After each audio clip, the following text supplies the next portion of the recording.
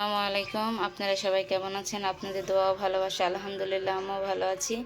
এই দেখুন আজকে রান্না করব, গাছ থেকে পেড়ে নিয়ে এসেছি ধুমি দিয়ে আলু দিয়ে মাছ চচ্চড়ি করব।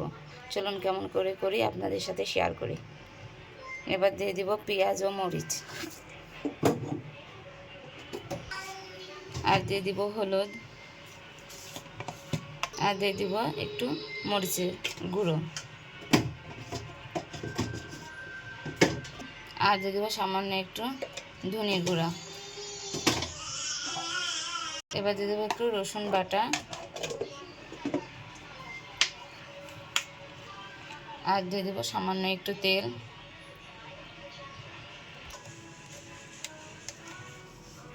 আর দিয়ে দিব লবণ, পরিমাণ মতন লবণ দিয়ে দিব। এবার সুন্দর করে একটু মাখিয়ে নিব। মাখানতেই মজা বেশি, মাছ চচ্চড়িতে যত মাখাবেন তত মজা লাগবে। এবার সুন্দরভাবে মাছ চচ্চড়িটা মেখে নেব।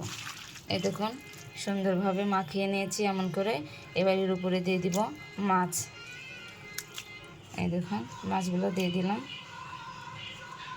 এই দেখুন মাছ দিয়ে সুন্দরভাবে একটু মেখে নেব।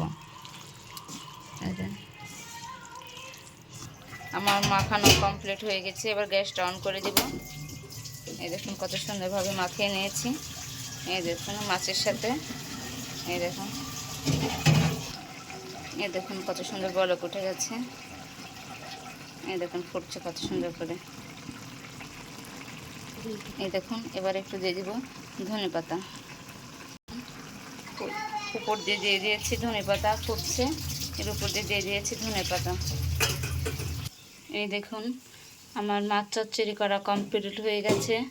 আপনাদের কেমন লাগলো অবশ্যই কমেন্ট করে জানাবেন। বাসায় এমন করে ট্রাই করে দেখবেন কেমন লাগে খাইতে।